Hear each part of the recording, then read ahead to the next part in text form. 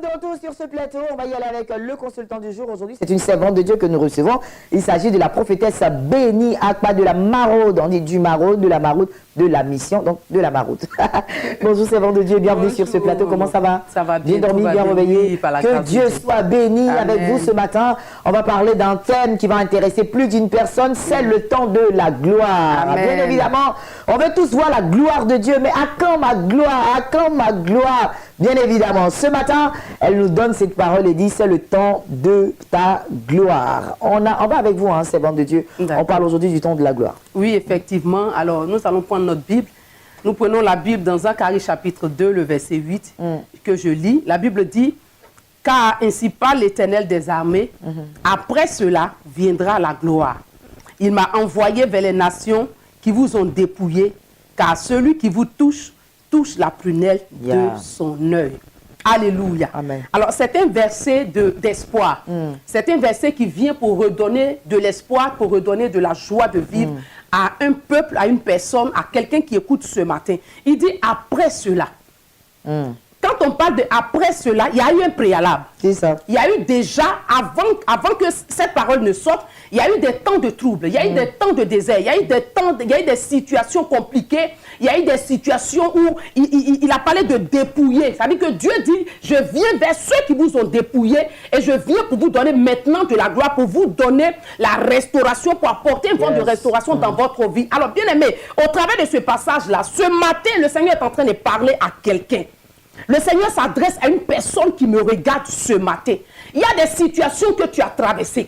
Il y a des moments pénibles que tu as vécus. Il y a des choses même qu'aujourd'hui tu n'arrives même pas à en parler. Tellement la douleur est telle que tu ne peux pas parler. Il n'y a que tes larmes qui coulent. Il n'y a que tes soupirs. Parce que tu as traversé des temps difficiles. Et le Seigneur vient au travers de ce passage ce matin pour dire, après cela, viendra le temps de la gloire. Amen. Après cette situation que tu as traversée, vient maintenant le temps de la restauration. Après ce désert, vient le temps maintenant où tu auras cette soif, c'est-à-dire que ta soif sera étanchée. Après ce temps de pleurs, parce qu'il y a un temps pour toutes choses. La Bible dit qu'il y a un temps pour toutes choses. On ne pleure pas éternellement. On ne souffre pas éternellement. Il y a un temps pour souffrir, il y a un temps pour rire, il y a un temps pour pleurer, il y a un temps pour se réjouir. Et ce matin, le Seigneur, au travers du canal que je suis, est en train de te dire que le temps des pleurs est passé. Amen. Le temps où tu as gémi est passé. Dieu vient t'annoncer que le temps de ta gloire a sonné. Bien-aimé, lève-toi, réjouis-toi, lave ton visage et porte de nouveaux vêtements parce qu'il y a quelque chose de nouveau qui va commencer à t'arriver. Dès ce matin que tu m'entends,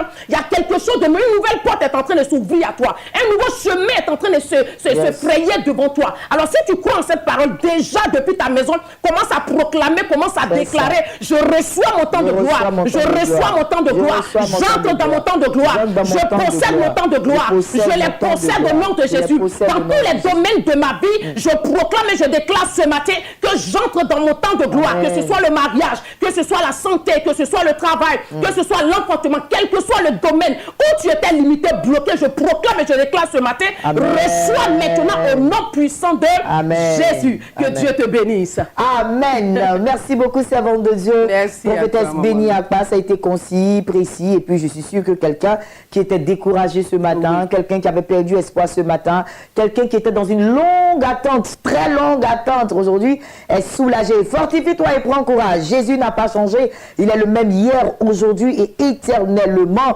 Et si un soir, il aura un matin. Le matin finira par arriver de toutes les façons. Quelle que soit la longueur de la nuit et la durée de la nuit, le jour finit par se lever. Je pense que ton jour va se lever au nom de Jésus.